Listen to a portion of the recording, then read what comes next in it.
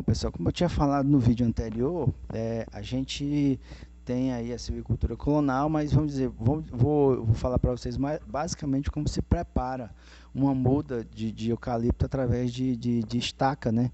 Então você tem, geralmente hoje, as grandes empresas, as produtoras de mudas, elas têm mini jardins, que é como se você fosse, você tivesse lá um pequeno jardim, né, suspenso, certo? Onde você tem bonsais, né? Se eu vou fazer um comparativo, você tem pequenas árvorezinhas lá que são bonsais, onde você vai coletando essas galhazinhas e essas galhazinhas você, como eu tinha falado no vídeo anterior, você planta num tubete.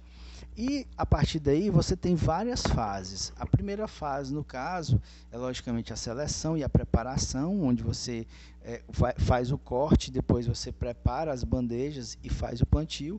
Geralmente essas bandejas elas são preparadas, vamos dizer, o substrato do turbete é preparado com casca de arroz carbonizado, vermiculita e também casca de coco, né? A casca do coco sendo triturada, né? Então, geralmente é preparado dessa forma e, além disso, colocado também algum produto, algum adubo de liberação lenta, né? Osmocult, se vocês não conhecem, depois vocês pesquisem um pouco para saber o que é o Osmocult. É como se ele tem uma membrana semipermeável que vai liberando devagarzinho aí durante algum tempo os nutrientes para a muda. Então ela vai para um lugar que a gente chama de casa de vegetação, certo? A casa de vegetação ela propicia para a muda vamos dizer, um ambiente que é favorável para o desenvolvimento de raízes, certo? E também, no caso, tem alguns viveiros que fazem isso, outros não, que utilizam a substância para enraizamento. Hoje em dia isso está um pouco em desuso por ser muito caro e não dá tanto resultado.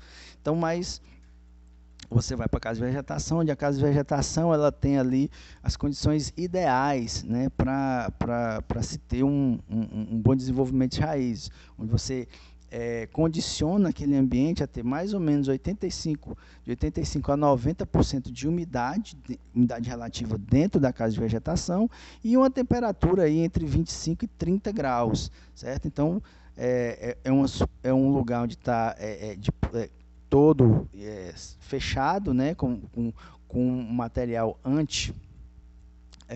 resistente à luz solar, né, que também filtra os raios ultravioleta, certo? Então, ela passa aí um determinado período aí.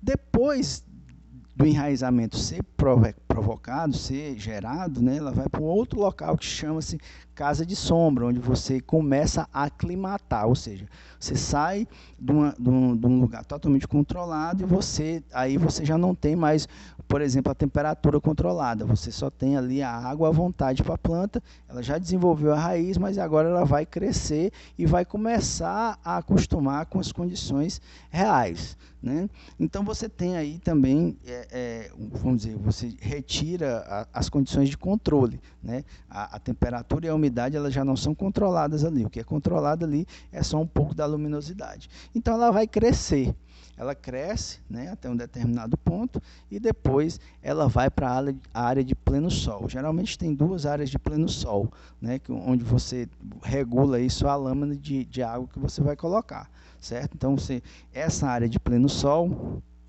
ela vamos dizer, só vai ter água à vontade, o resto ela vai já se acostumando. E depois vai para outra área também, pode ser uma área de pleno sol, que ela tenha menos água, né, para que ela consiga se rustificar. Então, esse prazo aí, né, entre a estaquia até ela chegar na área de pleno sol, leva mais ou menos aí de 90 a 120 dias, dependendo da condição de cada clone, certo? Então é assim que se faz uma muda para eucalipto, por exemplo. Outras mudas, né, outras mudas de nativas, outras mudas de outras espécies, elas têm ciclos diferenciados. No caso do eucalipto, especificamente, isso uma condição mais da produção de clones, né, quando você retira de um determinado clone, e aí esse clone vai se replicando muitas e muitas vezes, até, logicamente, que você encontre um clone melhor para fazer o seu plantio, beleza?